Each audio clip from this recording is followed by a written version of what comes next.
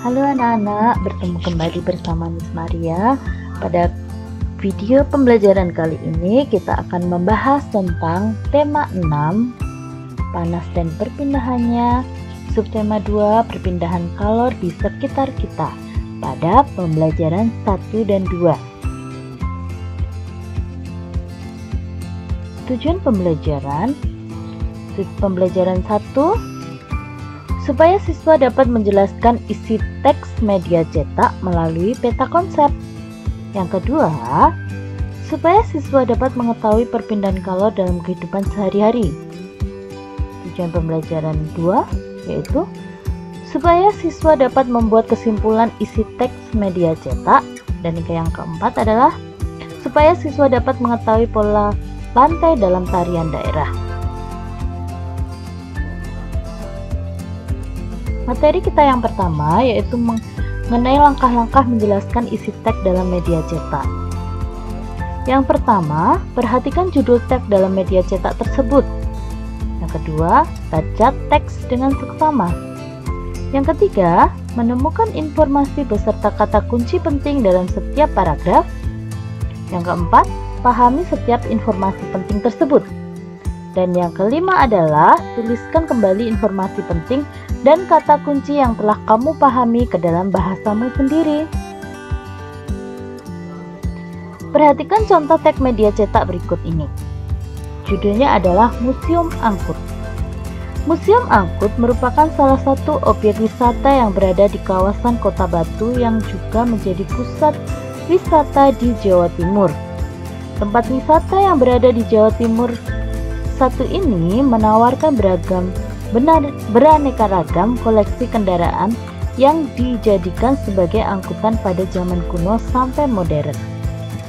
Beberapa koleksi di sana ada motor, sepeda, mobil, sampai miniatur pesawat terbang yang dipajang guna menarik para wisatawan.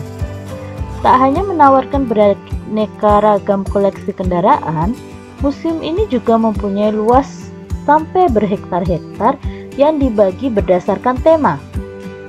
Bagian dari museum satu ini dirancang sangat mirip dengan area Hollywood sampai Eropa kuno. Pada beberapa kesempatan juga terdapat parade yang mirip seperti karnaval. Dengan koleksi kendaraan yang lebih dari 300 buah, area museum angkut ini sangat pas dijadikan tempat destinasi berfoto.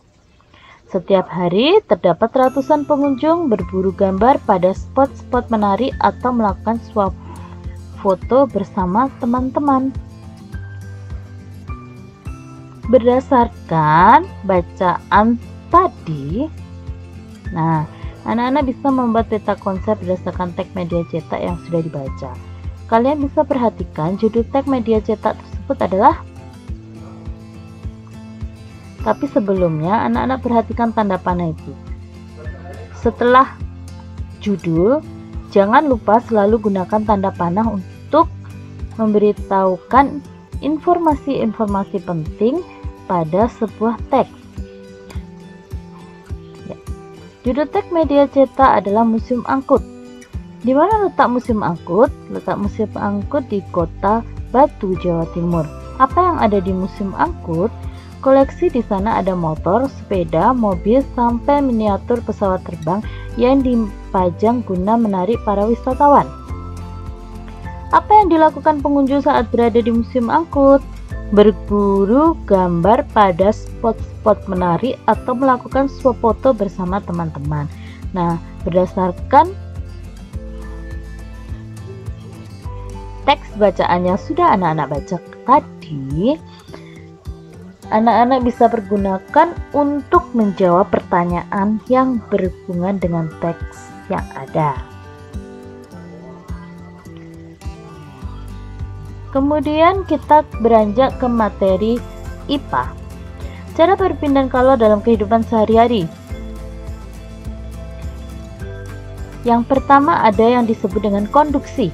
Konduksi adalah perpindahan kalor tanpa disertai perpindahan zat perantaranya.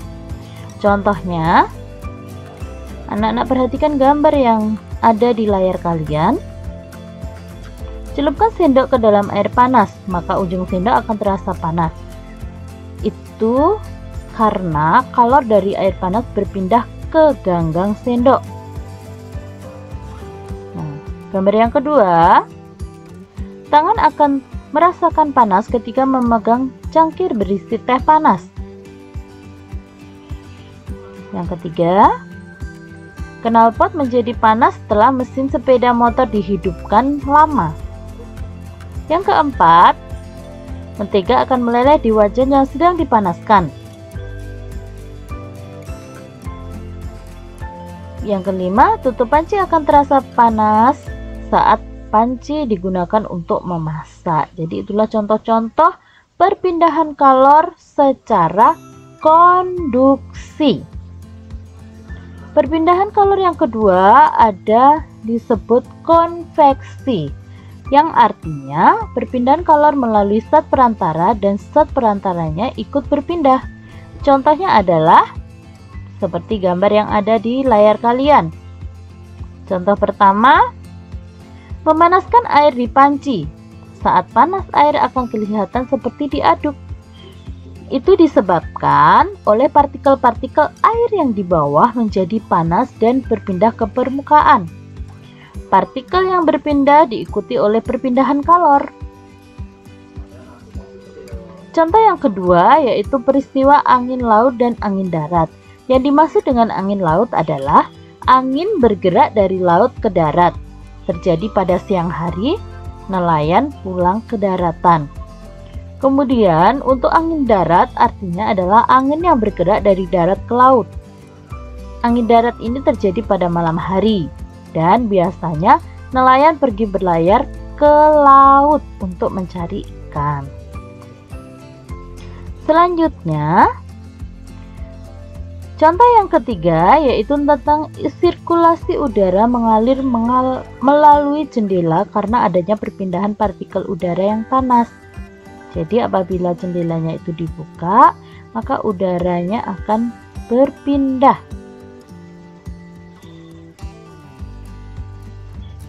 Perpindahan kalor yang ketiga disebut dengan radiasi.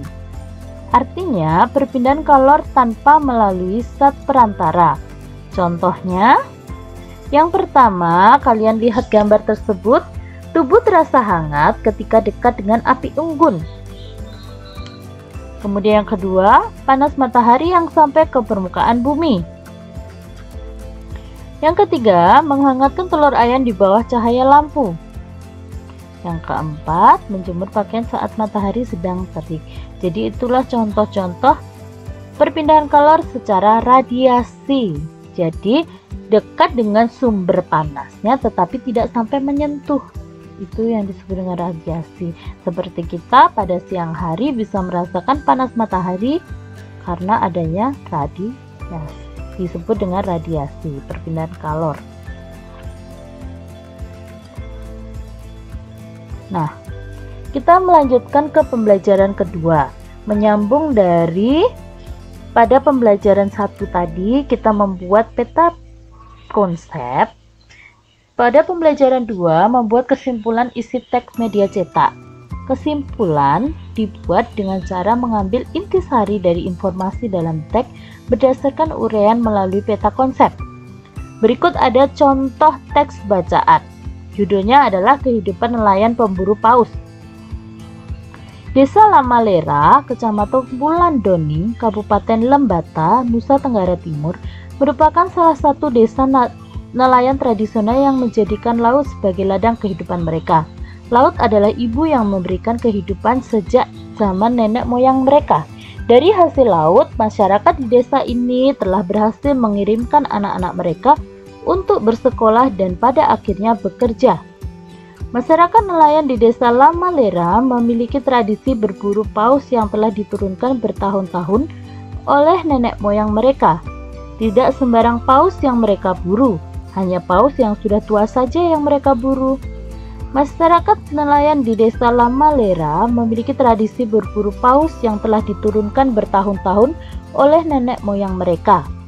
Mereka pun bersepakat secara adat bahwa dalam setahun tidak boleh lebih dari 15 paus yang mereka buru.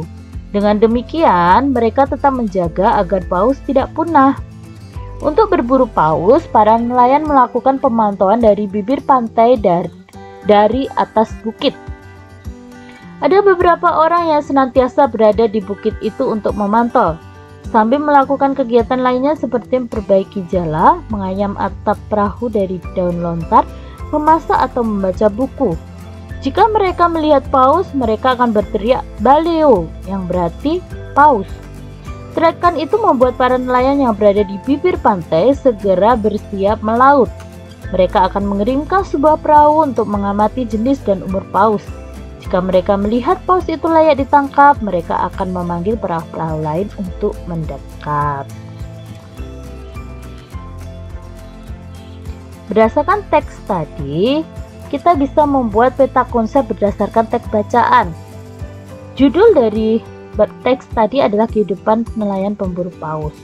Berdasarkan paragraf pertama, kita mendapatkan gagasan pokoknya yaitu Desa Lamalera, Kecamatan Wulandoni, Kabupaten Lembata, Nusa Tenggara Timur merupakan salah satu desa nelayan tradisional yang menjadikan laut sebagai ladang kehidupan mereka. Pada paragraf yang kedua, masyarakat nelayan di Desa Lamalera memiliki tradisi berburu paus yang telah diturunkan bertahun-tahun oleh nenek moyang mereka. Paragraf ketiga, untuk berburu paus, para nelayan melakukan pemantauan dari bibir pantai dan dari atas bukit.